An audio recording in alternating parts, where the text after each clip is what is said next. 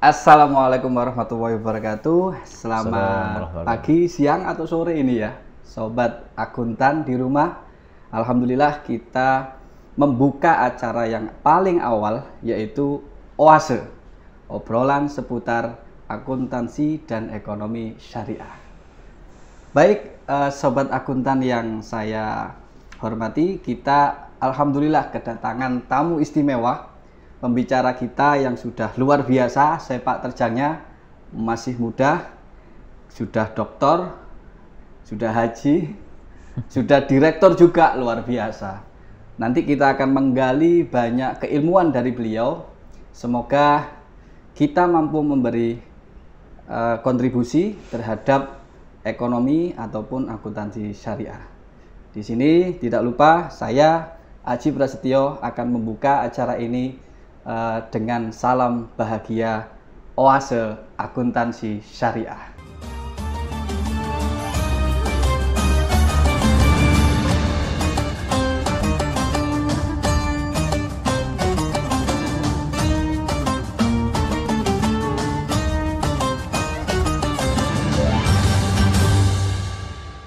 Alhamdulillah Gus Ilham, saya panggilnya Gus Ilham, saya bacakan dulu.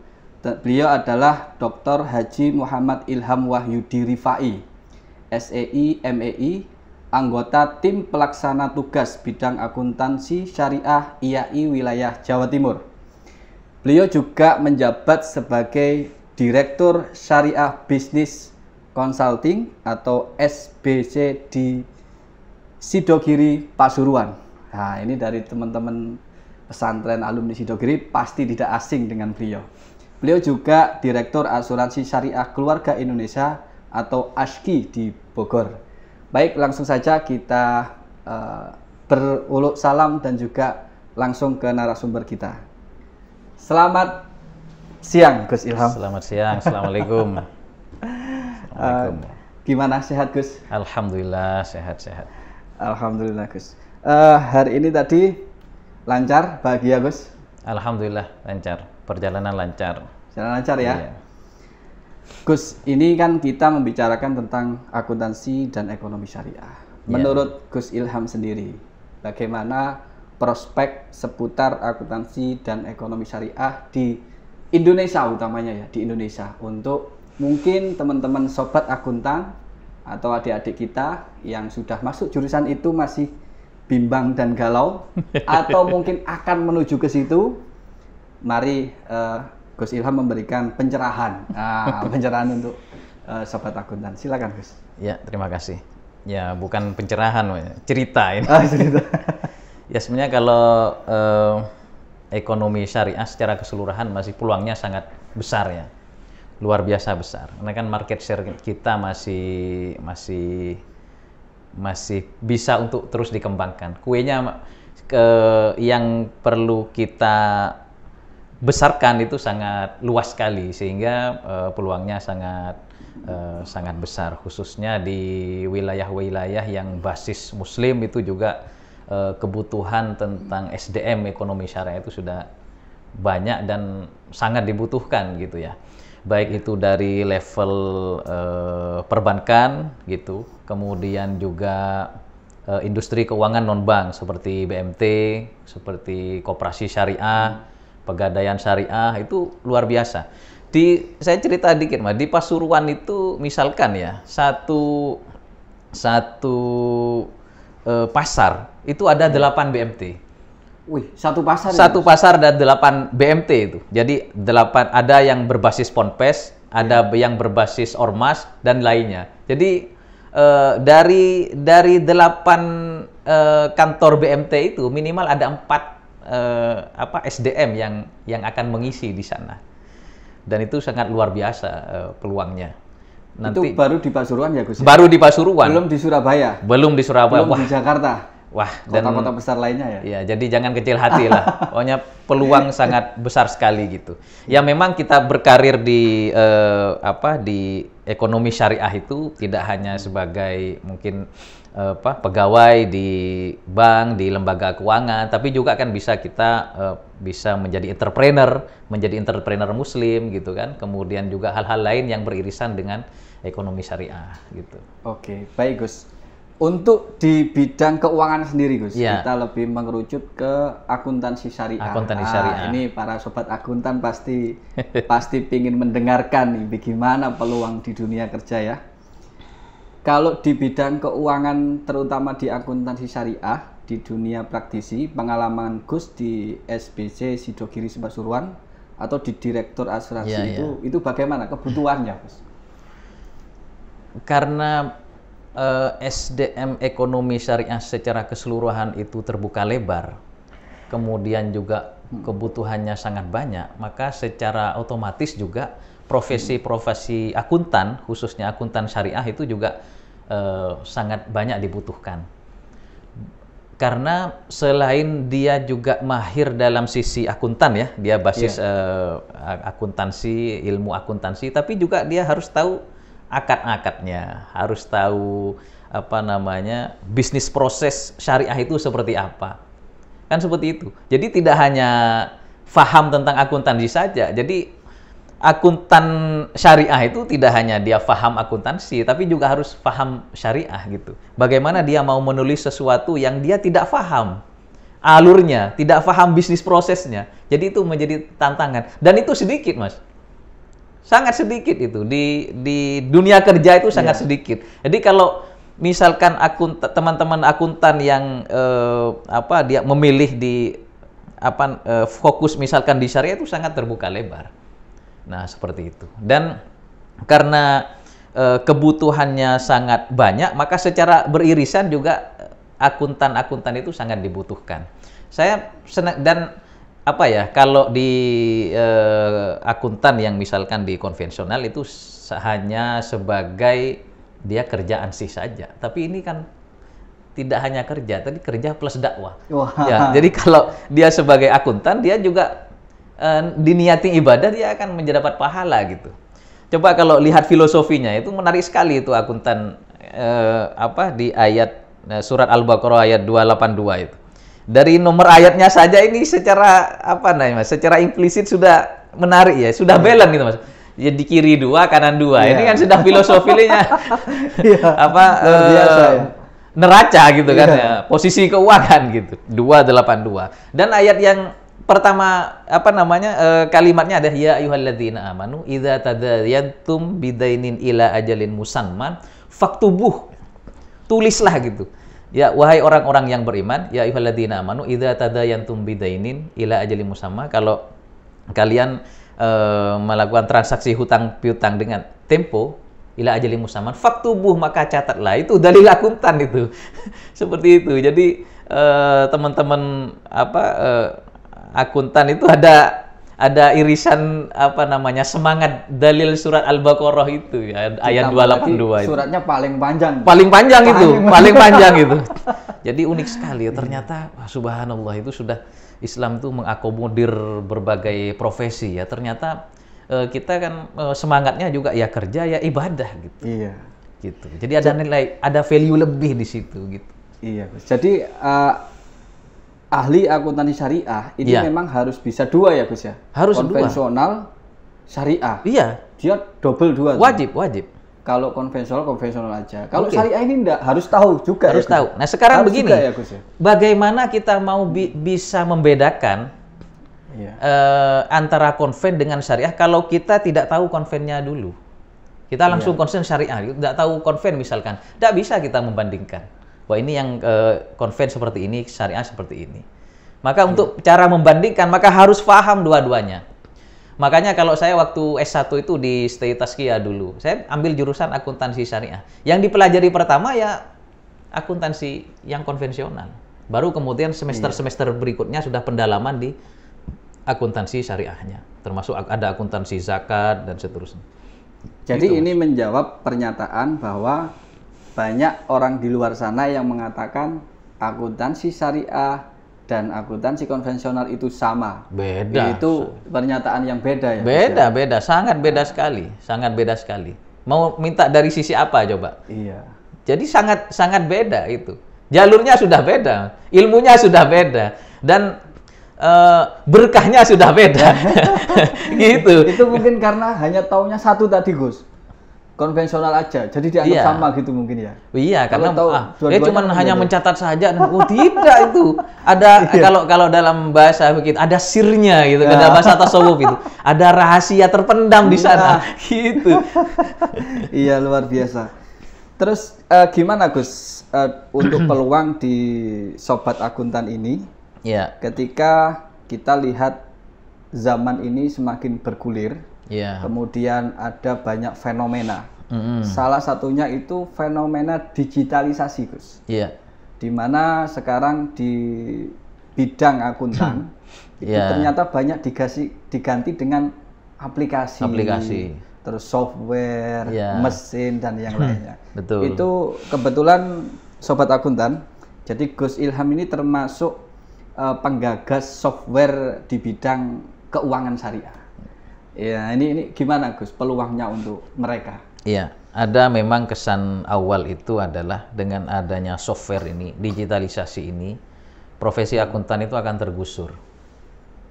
Kan begitu. Iya. Persepsi awal gitu. Persepsi awalnya begitu. Dia kan sudah menghitung, sudah mesin semua kok. Wah, mesin semua Kan gitu. itu. Iya. Tapi justru itu hanya mempermudah dan mempresisi lah gitu pekerjaan akuntan. Jadi untuk membantu saja. Tapi harus ada penjaganya di situ gitu. Ada yang nunggoni lah bahasanya. Tidak bisa semuanya kita otomatisasi, tidak bisa. Ada item-item khusus yang memang itu harus ada pengawalan gitu.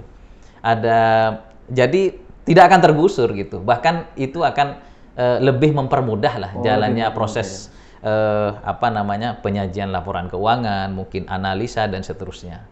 Seperti itu. Jadi sekali lagi kalau software itu adalah digitalisasi itu adalah membantu, sifatnya adalah membantu dan memperlancar, mensupport pekerjaan-pekerjaan yang ada di akuntan, khususnya akuntan syariah. Yang menjaga tadi harus ahli akuntansi syariah ya, Gus? Iya, Mas. Harus ya? Iya. Ya sama dengan kita kan mengawal sesuatu lah gitu kan. Dari inputnya seperti apa, outputnya kok begini. Kan begitu. Siapa yang mengawal proses-proses ini? Karena kan misalkan kita salah satu angka saja itu, Mas. Maka itu kan kita pertanggungjawabannya pertanggungjawaban di dunia itu kita kena audit, di akhirat juga kena audit oleh malaikat gitu. Wah, auditor kita itu ada malaikatnya juga. Ini gitu. yang bikin berat ini. Iya, berat. Nah, makanya seorang akuntan itu dia harus paham akuntan secara umum, akuntansi secara umum, dia juga harus paham syariah, dia juga harus punya dari sisi dirinya sendiri harus ada siddiq dan juga amanah. Nah, ini. Gitu. Dia harus jujur dan juga harus amanah. Ini ada bedanya antara jujur dengan amanah. Misalkan ya, kalau misalkan saya punya HP, saya titip ke Mas Haji. Mas Haji, saya titip HP saya, kemudian saya ke toilet sebentar. Oke, saya ke toilet. Nah, kemudian setelah itu saya datang, HP saya ada, hilang gitu. Saya tanya ke Mas Haji, mana HP saya? Mas Haji jawab, hilang. Enggak, saya bilang, hilang Mas. Itu jujur Anda, tapi menyakitkan. Jujur tapi tidak bertanggung jawab. Iya. Tanggung jawabnya adalah menjaga HP saya, gitu. Selama saya ke toilet, Anda harus jaga HP saya. Anda ya jujur jawabnya, benar sudah hilang, tapi menyakitkan, tidak bertanggung jawab. Maka seorang akuntan syariah itu harus dia siddiq dan juga harus dia amanah. Nah, jadi harus punya ilmunya juga. Ilmunya. Jadi begini, Mas. Orangnya itu harus siddiq dan amanah, siddiq dan amanah. Kemudian manajemennya itu tabligh dan fatonah. Jadi ngikuti sifat Rasul lah gitu ya. Iya. Jadi tabligh itu transparan. Akuntan itu kan harus transparan. Kalau tidak transparan pasti ada yang ditutup-tutupi. Kan begitu. Ada sesuatu yang ingin orang tidak diketahui. Ada apa itu? Ada pertanyaan itu. Makanya harus transparan kan. Nah, yang keempat adalah tadi itu akuntan harus punya fatonah, profesional. Dia dilatih punya paham bisnis prosesnya, kemudian mindsetnya dan seterusnya. Jadi dia siddiq, amanah orangnya, manajemennya tabligh dan fatonah. Termasuk sentuhan software, sentuhan digitalisasi itu sudah tabligh fatonah, Mas gitu. Kalau ingin mudah itu sederhana. Siddiq menikah dengan Bu Amanah, Iya, iya. Balik menikah dengan Bu Fatona. Fatona itu perempuan, bukan laki-laki. Gimana Gus? Nanti arah teman-teman para yang sudah terlanjur ambil nih di konsentrasi akuntansi keuangan syariah atau di ekonomi syariah, dia sudah terlanjur nih Gus. Wah, saya sudah terlanjur. Tapi dia itu tidak punya privilege Gus. Dia tidak punya paman kerja di bank syariah. Dia tidak punya orang tua ahli syariah gitu Gus. Dia itu dari kalangan orang umum. Mohon maaf Gus, bisa jadi dari Nasrani juga. Nah, dari Nasrani juga yang mungkin menginginkan di bidang keuangan syariah. Nah, itu gimana Gus menurut jenengan?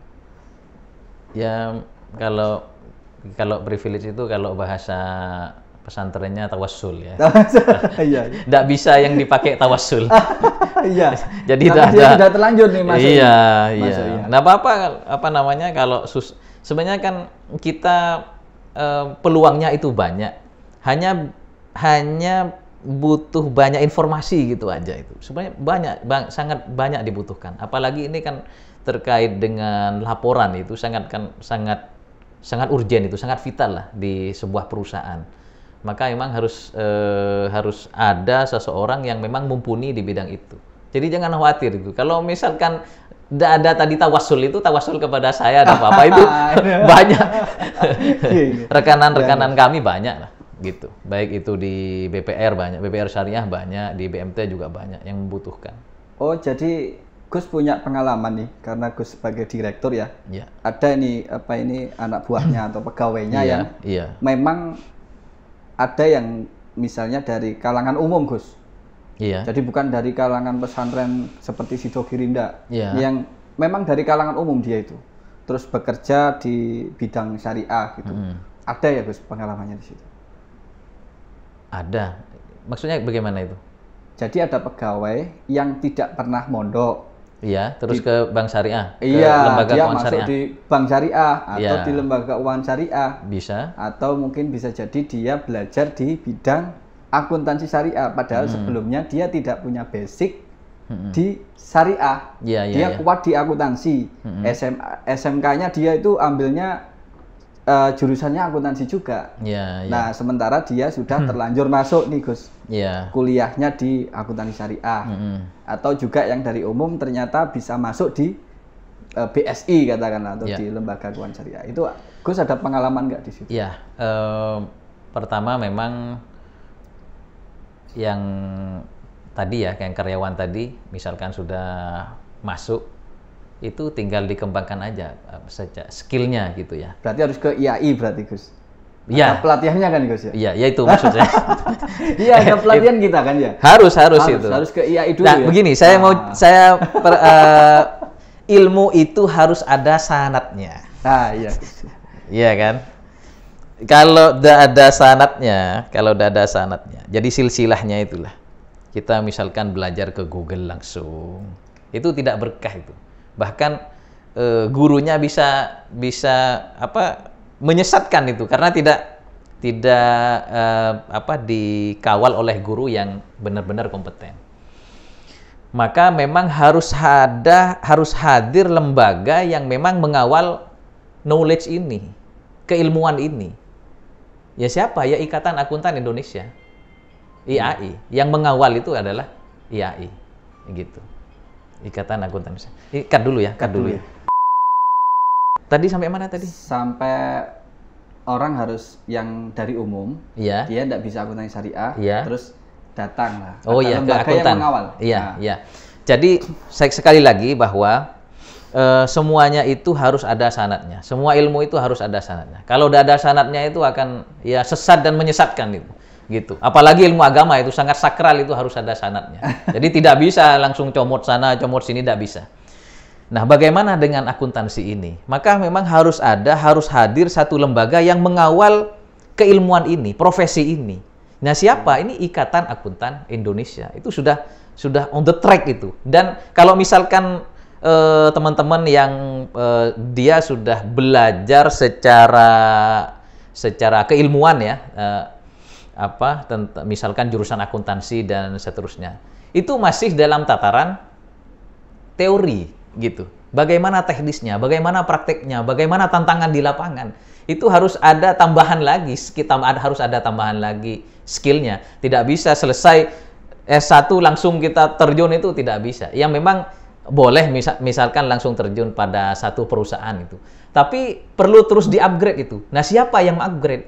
Itu adalah lembaga yang punya sanad keilmuan yang benar. Siapa ya? Kalau akuntansi adalah Ikatan Akuntan Indonesia. Gitu Mas Haji. Iya. Memang harus begitu, harus begitu. Nah, tadi saya nambah bagaimana kalau misalkan saya basicnya akuntansi mengembangkan syariah, atau ada akan lebih mudah lagi misalkan secara seseorang itu bisa belajar tentang akuntansi syariah itu kalau memiliki salah satu dari dua-duanya. Satu di antara dua ini. Dia misalkan secara fikih, secara syariahnya sudah punya faham misalkan gitu, maka tinggal diasah akuntansinya. Orang yang sudah paham logika akuntansinya gitu kan, tinggal diberikan sentuhan-sentuhan syariahnya. Tapi begini Mas Haji, durasi kalau dia paham akuntansi, belajar syariah, dengan yang paham syariah belajar akuntansi, biasanya lebih cepat yang basicnya syariah dulu. Karena kalau syariah itu memang butuh waktu agak lama. Jadi memang tidak bisa, waktu singkat itu tidak bisa. Gitu. Tapi memang kalau ada basic salah satu dari antara dua ini, maka akan lebih cepat lagi memahami dan menjadi akuntan syariah. Wah, gitu. ini begini. Iya Sobat Akuntan, jadi itulah tidak perlu galau ketika Anda sudah terlanjur di akuntansi syariah. Iya. Ketika ada kesulitan, ada pesantren akuntansi syariah namanya Ikatan Akuntan Indonesia. Apalagi di wilayah Jawa Timur ini diisi oleh para pakar-pakar ahli akuntansi syariah. Ada Gus Ilham, ada Prof. Nizar, ada Pak Kausar, dan lain sebagainya. Beliau juga menulis buku, direktur, dan yang lainnya. Jadi tidak perlu galau. Tetap ada pelatihannya kita ya. Ya Gus ya, kita ada pelatihan akuntansi syariah, dan itu juga program dari IAI Kompartemen Akuntansi Syariah. Nanti yang Anda bisa ambil informasi dan juga belajar sebanyak-banyaknya. Gus, ini kalau melihat fenomena sekarang berarti Gus ya, berarti akuntansi dan ekonomi syariah ini sangat terbuka lebar. Betul. Kuenya masih utuh. Sangat banyak. Masih bisa dikembangkan lagi. Ya Gus ya. Ketika ini zaman yang katanya sudah mulai, katanya Gus ya, mulai krisis, resesi, inflasi, BBM mulai naik gitu Gus. Itu kira-kira Gus, untuk para sobat akuntan nih, apa yang dilakukan mereka untuk membaca peluang akuntansi syariah ini mampu bersaing di zaman yang sudah mulai amburadul atau mulai tidak menentu ini Gus, karena kita lihat generasi kita kan semakin banyak, pekerjaan mulai berkurang gitu Gus ya. Nah, akuntansi syariah ini bisa hadir, dan para pakar ahli akuntansi syariah ini bisa hadir untuk bisa membuka jendela baru atau jalan keluar lah, way of life-nya itu gimana Gus menurut jenengan? Apa ya, kan namanya hidup itu pasti ada tantangan. Ya kalau tidak mau tantangan ya jangan hidup gitu. Justru tantangan itu menguatkan kita dan mengasah kemampuan kita. Maka sebenarnya ada satu tantangan itu sebenarnya ada peluang yang bisa dibaca di situ gitu. Pasti begitu ya? Pasti itu. Jadi setiap ada sesuatu musibah gitu, ada satu peluang sebenarnya di sana. Misalkan ada satu krisis tentang bahan yang sangat dibutuhkan misalnya, itu kan menjadi peluang. Bisa kita carikan channelnya dan seterusnya. Jadi pintar-pintar baca peluang gitu aja. Jadi mungkin perlu ada satu skill namanya pintar membaca peluang. Nah, salah satunya adalah yang mungkin kalau saya lihat tantangan dari akuntan itu ketajaman analisisnya. Kemudian ada semacam warning lah. Itu tugasnya akuntan itu. Salah satunya menurut saya ya. Karena bagaimanapun dia mengingatkan lah, ke manajemen mengingatkan, ke publik mengingatkan. Ada semacam ini, ada resesi gitu ya di tahun depan misalkan. Ada kan dia menganalisa data-data dan bagaimana juga secara analisa secara globalnya bagaimana dan sentuhan syariahnya bagaimana. Kan itu yang apa namanya? Jadi pembeda itu. Jadi diferensiasi itu. Seseorang itu kan kalau kita memasarkan sesuatu itu kalau ada diferensiasinya itu kan yang dipilih duluan, Mas. Kan gitu. Oke lah, misalkan banyak yang menjadi petugas analisis ya, menganalisa sesuatu apa namanya kemungkinan-kemungkinan yang akan terjadi di tahun berikutnya misalkan. Tapi itu kan secara nalar saja itu. Tapi dari sisi sentuhan syariahnya bagaimana? Sentuhan akuntan syariahnya bagaimana? Itu sebenarnya kan jadi diferensiasi itu. Dan itu jarang loh, Mas. Jarang gitu. Jarang sekali, Gus. Apalagi Jarang. kalau sedikit saya lihat itu kadang biang keroknya itu bunga, Gus. Nah, Jadi bunga itu kemudian ada yang mengatakan dari bunga kemudian masuk di pasar keuangan, mereka sama-sama mengejar di capital gain, Gus. Sehingga di uang yang real itu sudah mulai terkuras, tersedot di bank semua dengan menaikkan suku bunga. Biang keroknya ini bunga, Gus. Iya. Ya kan tinggal hadirnya akuntan syariah di situ kan sebenarnya. Dia mengawal hal-hal yang memang secara prinsip syariah itu tidak boleh. Ya tinggal di warning seperti itu, solusinya seperti ini. Dia ketika mengingatkan ini, solusinya ada ini gitu kan. Kan ada orang hanya hati-hati gitu ya. Terus saya mau gimana kan gitu kan. Nah, orang kalau misalkan dia mengingatkan jangan ke sini tapi harus ke sini itu akan lebih bagus. Jadi satu paket. Nah. Jadi mengingatkan sekaligus memberikan solusi. Nah, itu yang luar biasa sobat akuntan. Resepnya Gus, gimana bisa menjadi dokter muda dan direktur, Gus? Nah, itu saya balik nanya ke sampean itu. Kok dokter juga itu? Kalau saya dokternya karena terpaksa. Saya juga terpaksa, Mas. Saya dipaksa lulus. Kalau udah lulus itu uang apa? Karena saya kan beasiswa. Jadi kalau udah lulus, beasiswa saya suruh dikembalikan 2 kali lipat. Dikali 6 bunganya 6% per tahun. Nah, coba. Jadi mengerikan itu. Ya tidak boleh tidak saya harus lulus. Jadi memang ada pendorong di sana. Jadi pertama memang motivasi. Bagaimanapun ilmu itu sangat luas. Gitu kan. Yang kedua, kita butuh semacam legalitas lah gitu kan. Kalau keilmuan saja gitu kan. Tapi belum legalitas apa ya titel tadi itu. Titel S1, apa magister bahkan juga doktor itu juga penting gitu. Seperti itu. Jadi ya semangat lah, jadi semangat. Mumpung masih muda. Karena kalau misalkan sudah terlambat sedikit lah, mikirnya terlambat sedikit itu sudah tertunda-tunda akhirnya tidak bisa. Dan alhamdulillah saya juga didukung oleh keluarga, didukung oleh orang tua, jadi dukungan moral kemudian doa termasuk istri saya. Wah, itu juga. Dukungan istri itu yang paling utama ya. Iya, saya konsultasi dengan istri dulu gitu. Saya tanya itu mau saya melanjutkan S3 boleh asalkan beasiswa gitu. Karena uang bulanannya beda Mas gitu. Gitu. Iya, luar biasa. Ini yang menjadi nanti teman-teman sobat akuntan supaya lebih kuat dalam motivasinya. Yeah. Gus, kalau misalnya ini di dunia akuntansi syariah ke depan, ini kan sudah mulai berkembang, Gus. Iya. Ada, kalau saya dengar, Gus, ada fashion syariah. Iya. Ada wisata halal, nah, iya kan. Kemudian ada saham syariah. Nah, ini kan berkembang pesat di keuangan syariah, Gus. Menurut Gus Ilham nih, langkah apa bagi mereka yang sudah punya modal untuk masuk di bidang keuangan syariah? Langkah apa itu? Ya, teman-teman itu memang perlu punya pemahaman masing-masing bisnis tadi. Wisata halal tadi yang disinggung tadi, kemudian juga hal-hal lainnya, fashion halal.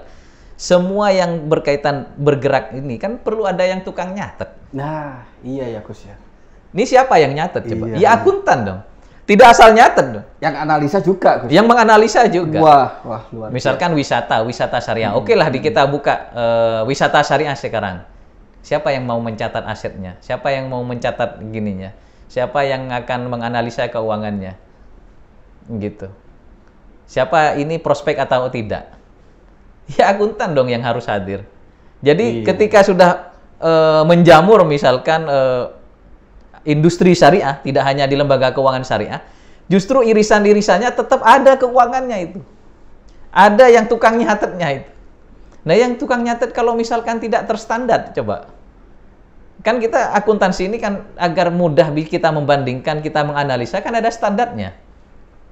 Nah, kalau misalkan orang yang mencatat atau yang akuntan ini tidak paham tentang akuntansi, nah siapa yang hadir misalkan ketika ada orang yang mau menganalisa, mau membandingkan, mau melihat prospeknya.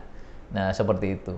Kalau misalkan yang kita catat itu asal-asalan, tidak seperti itu. Makanya kembali tadi, harus ada punya sanad. Sanadnya harus jelas, yaitu Ikatan Akuntan Indonesia. Gitu. Kembali lagi harus ke IAI ya. IAI. Memang IAI itu menjadi solusi ya, Gus. Iya. Jadi begini, orang yang mau belajar akuntansi yang bersanad, ya ke Ikatan Akuntan Indonesia. Nih, harus kan, itu. Sobat. Wajib itu. Wajib ya. Oh, iya, itu sama dengan misalkan mau belajar syariah itu ya ke pesantren, ke kiai, itu kan sanadnya jelas itu. Sampai ke sanad ke tabiin, dari tabiin ke tabiin, langsung ke sahabat, langsung ke Rasulullah gitu. Luar biasa. Langsung sumbernya itu kan tidak terputus. Itu dalam bidang syariah. Bidang akuntan siapa? Wah. Ya Ikatan Akuntan Indonesia.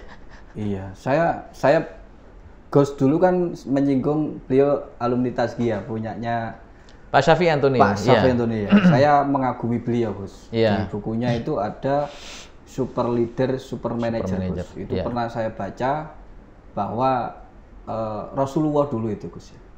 Itu pernah berbisnis lebih banyak 28 tahun ya.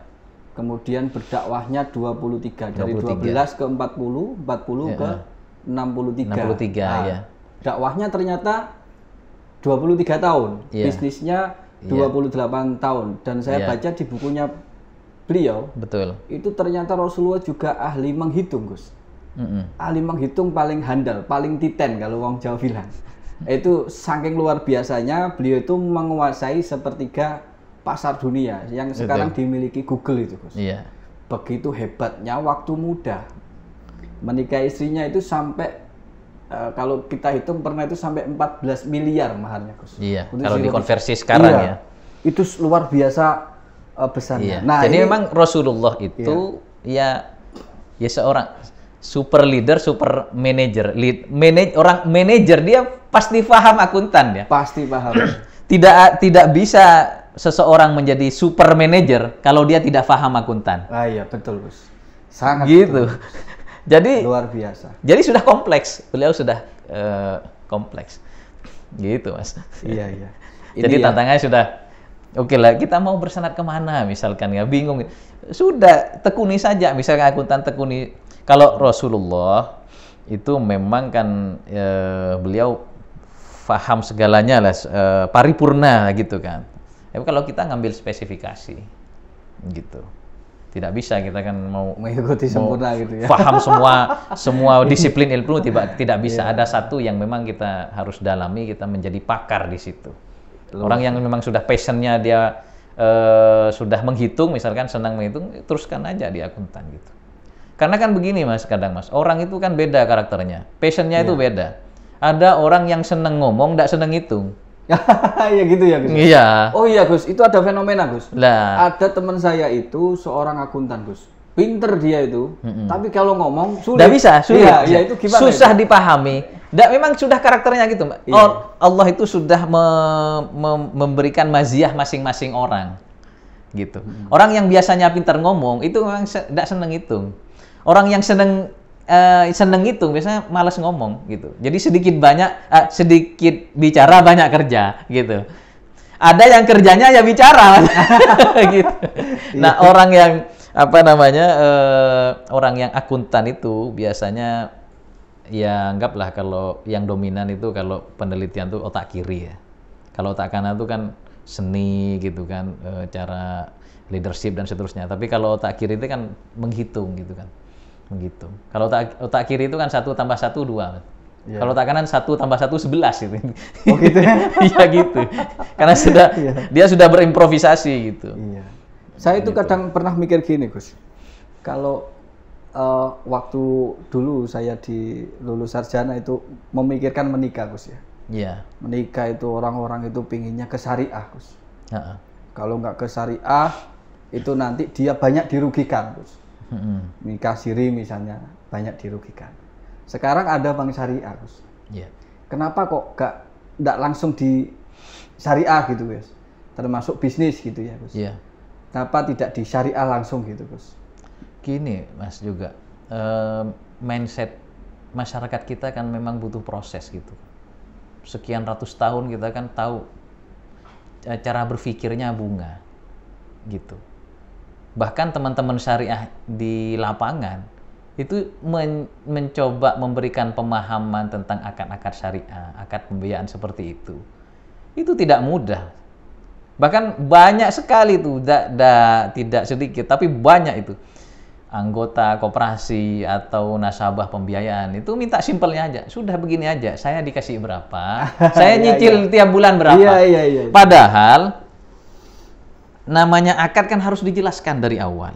Akad bil lisan, akad bil kitabah, gitu. Semuanya harus dijelaskan itu. Tapi kan nasabahnya tidak mau itu. Saya butuh uang sekarang, tidak butuh ceramah. Dikira ceramah gitu kan. Akadnya adalah murabahah ya. Ibu kalau misalkan ini nanti ada taukil dari kami. Sudahlah begini aja. Sampean mau ngasih berapa ke saya? Saya nyicilnya tiap bulan berapa? Sudah gitu. Itu masih masyarakat kita. Sehingga memang butuh proses. Ya kita maklumilah misalkan tidak langsung syariah gitu kan. Memang harus ada butuh proses.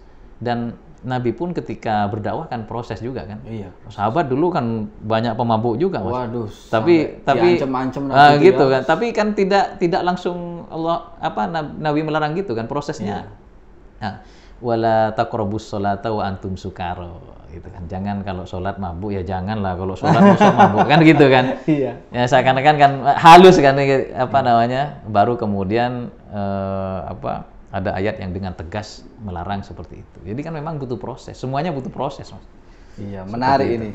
Ini sangat menarik teman-teman sobat akuntan. Jadi sobat akuntan nanti kalau galau, bagaimana nanti? Anti galaunya bagaimana? Nah, ini Gus Ilham menyarankan sudahlah ke IAI saja. Iya. Nah, dia itu ada pelatihan. Iya. Ada juga PPL-nya. Ada juga banyak ya. Ini butuh Prof. Nizar saya ini. Prof. Nizar ini sangat tahu banyak, sangat kaya informasi bagaimana. Ya di segmen kedua nanti. Ya semoga beliau nanti. Bertahap. Sebenarnya lebih seru itu saut-sautan gitu. Sini Prof. Nizar, ini saya kan gitu kan.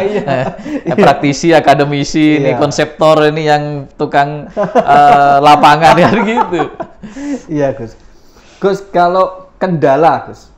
Iya. Kendala Gus selama memimpin di SBC sama ASKI, karena beliau ini double direktur ya.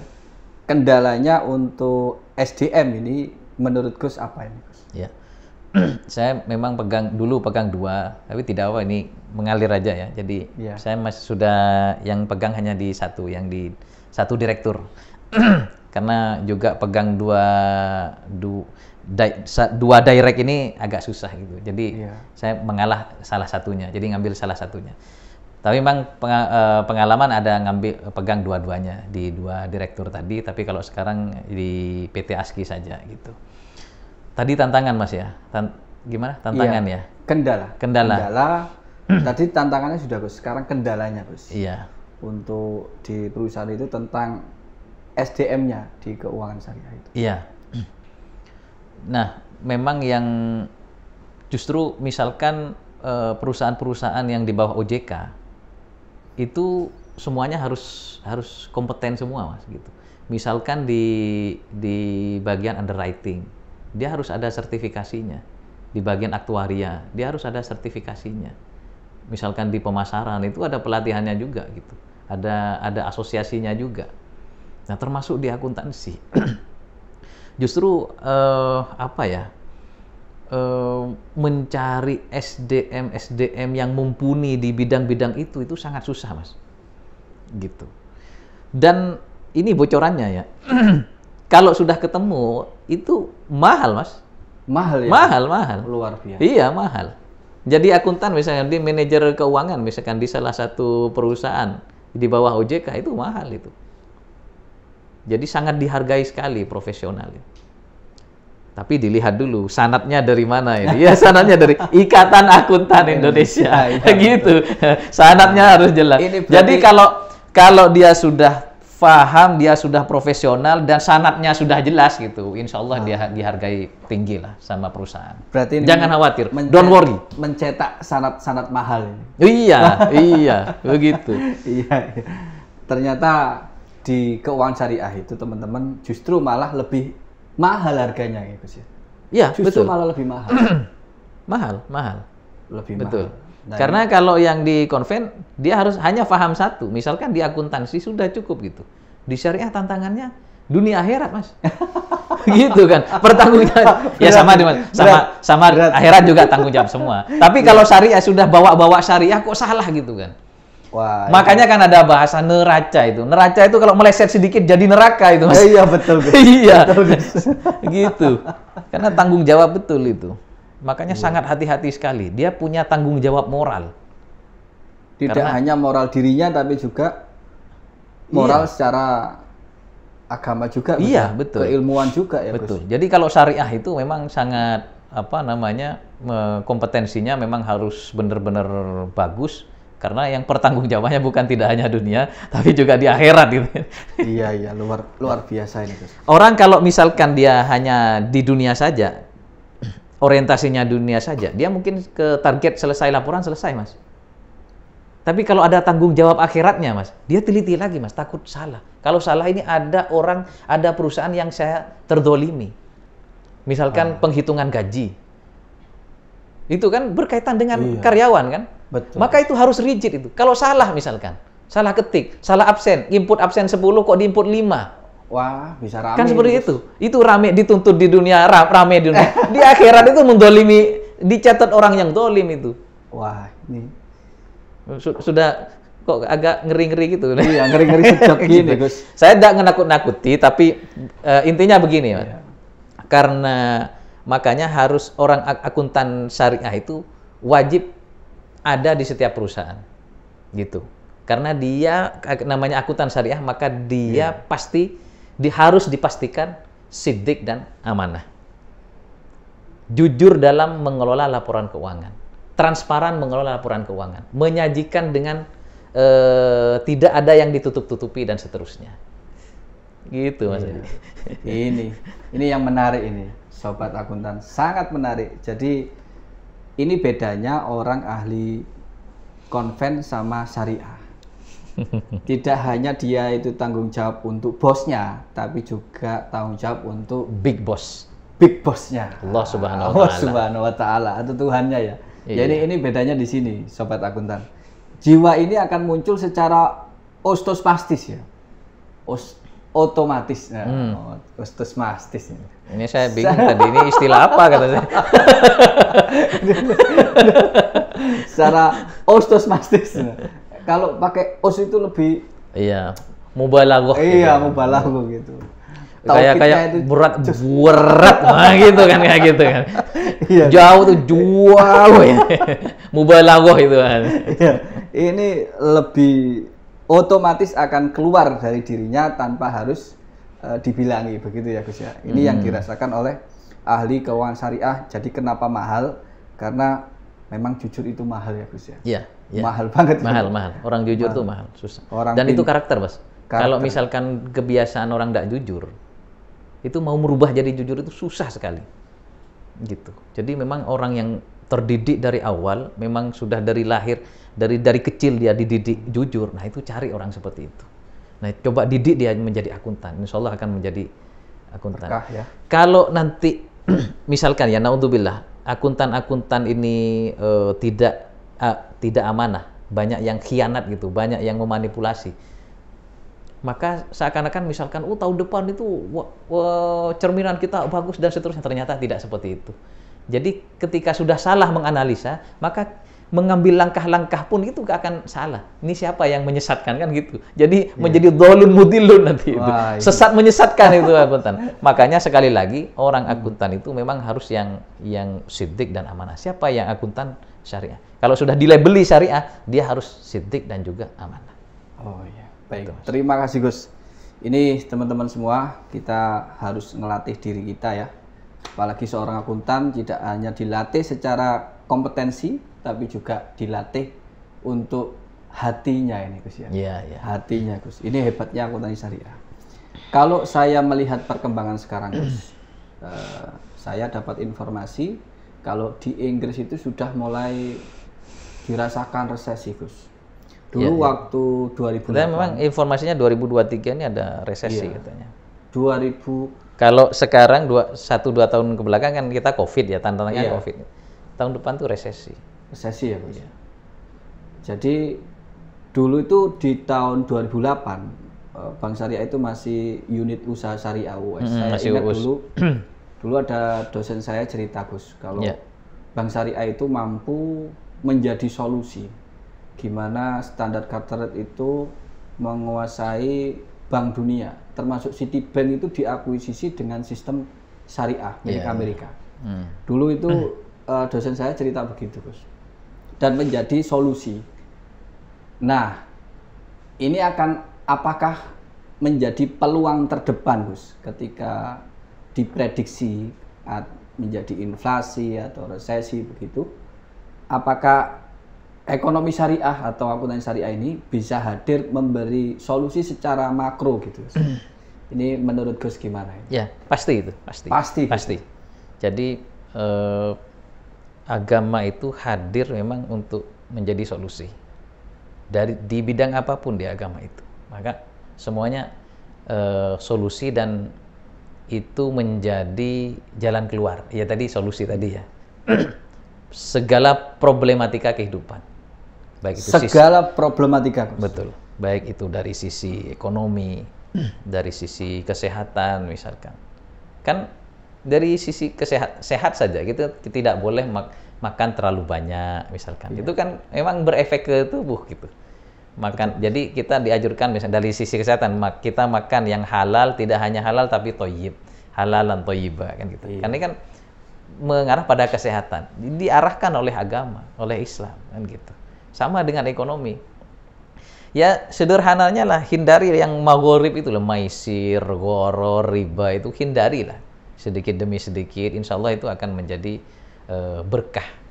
Karena berkah itu kan apa ya? Berkah itu ziyadah fil khair. Tambah dalam kebaikan. Mungkin ada hadis qudsi Mas ya. Coba saya mengutip satu hadis qudsi. Kata Allah dalam hadis qudsi itu, ana thalisus syarikain. Salisus syarikain. Ana thalisus syarikain ma lam yakhun ahaduhuma sahibahu. Gitu. Saya adalah pihak ketiga dari orang yang bekerja sama atau orang yang bersyirikat gitu. Selagi malam yakhun ahaduhuma sahibahu. Selagi satu sama lain tidak mengkhianati satu dengan yang lainnya. Nah, Allah menjadi pihak ketiga itu artinya Allah hadir di situ, ada berkah di situ. Malam yakhun ahaduma sahibahu. Jadi khianat itu amanah itu kebalikannya adalah khianat. Jadi kalau udah amanah berarti khianat, gitu. Apapun kalau khianat itu tidak berkah. Maka kalau tidak berkah itu secara keluargaku tidak bagus gitu kan, kemudian juga secara ekonominya juga tidak bagus, secara aktivitas sehari-harinya juga tidak bagus. Jadi karena sudah tidak berkah Mas, walaupun memang secara nominal banyak itu, tapi kalau sudah tidak berkah itu akan cepat habis dan seperti itu. Nah, Islam hadir itu untuk memberikan keberkahan di sana. Syaratnya berkah itu adalah harus menghindari magharib tadi, maisir, gharar, riba. Insya Allah itu menjadi solusi. Itu. Iya, baik. Jadi seperti tanaman ya Gus ya. Gimana? Tanaman itu kalau disirami dengan air yang bersih, itu akan tumbuh berbuah manis gitu Gus ya. Iya. Tapi kalau disirami dengan air yang kotor atau yang kurang baik, itu akan mati tanaman itu. Iya. Mungkin negara juga Tanamannya begitu, tidak nyaman lah. tak nyaman, ya. Tidak Dimakan nyaman. juga tidak enak Iya, gitu. Ya. gitu. Ada satu lagi yang juga menarik itu juga dari sentuhan. Ya memang harus ada sentuhan syariah ya. Tidak boleh gitu. Misalkan dari ekonomi tidak ada sentuhan syariah itu tidak bisa. Memang harus ada syariah biar berkah gitu. Termasuk kan memang dari tadi ya menghindari maghrib. Nah, kalau hasil bagaimana? Itu berbagi. Ada zakat, ada sedekah dan seterusnya. Itu harus berbagi. Itu Islam, Mas. Agar terdistribusi rata itu. Ekonomi itu biar berputar dengan bagus. Saya pernah baca-baca gitu ya dia. Jadi ceritanya itu di apa namanya di Timur Tengah itu kan ada Danau Galilea, Danau Galilea, ya. ada Laut Mati. Danau Galilea ada Laut Mati. Nah, dua-duanya ini Mas itu disuplai oleh Sungai Yordan, gitu. Jadi sumbernya sama dari Sungai Yordan mengalir ke Danau Galilea. Yang satunya adalah Laut Mati. Nah, dari sumber yang sama ini ternyata kehidupannya ini sangat beda dan 180 derajat sangat beda. Yang satunya Danau Galilea itu ditumbuhi dengan tumbuh-tumbuhan yang subur, banyak ikan di sana dan seterusnya. Yang satunya Laut Mati. Namanya Laut Mati, semuanya mati, tidak ada kehidupan di sana. Ikan itu kan mati di sana kan karena kan kadar garamnya sangat tinggi.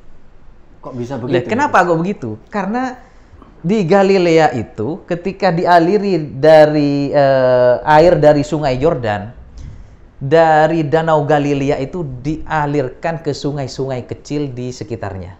Oh, gitu ya. Nah, ini hikmahnya, Mas. Yang kedua, Laut Mati. Ketika Sungai Yordan mengalirkan air ke Laut Mati, diam di sana, Mas. Ditumpuk di sana, Mas. Apa yang terjadi? Mati. Tidak berkah di sana. Makanya tidak ada kehidupan di sana karena menjadi mati. Seperti itu. Beda dengan Galilea. Artinya bagaimana? Kalau kita mendapatkan sesuatu, maka berbagilah.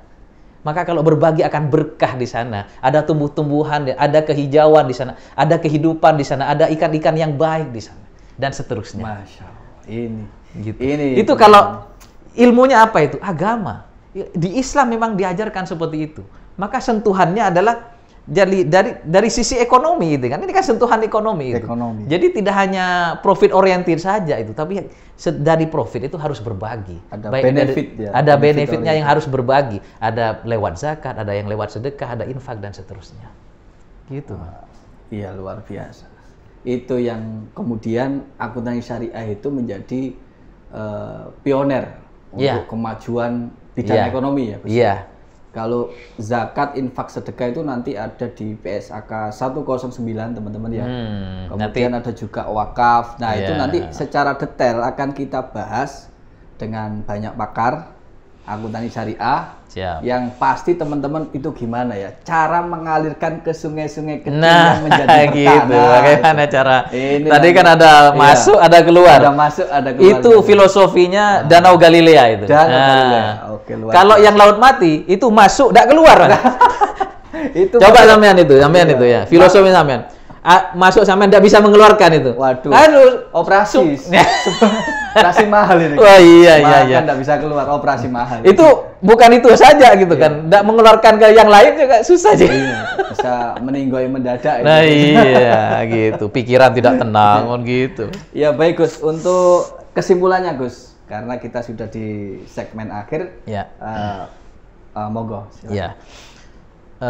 Apapun yang ada sentuhan syariahnya itu insya Allah akan berkah. Yang penting tadi itu pengelolanya harus siddiq dan amanah. Apapun itu, dari sisi apapun itu, termasuk dalam ekonomi itu harus ada sentuhan syariahnya. Maka itu akan menjadi berkah. Kemudian dalam aktivitas bisnis itu tadi, maka akan diperlukan seorang yang tukang mencatat. Jadi tukang catat lah, yang profesional di bidangnya dan tahu dari sisi syariahnya, yaitu akuntan syariah. Maka itu ekonomi syariah hadir, maka secara otomatis akuntan syariah itu wajib hadir.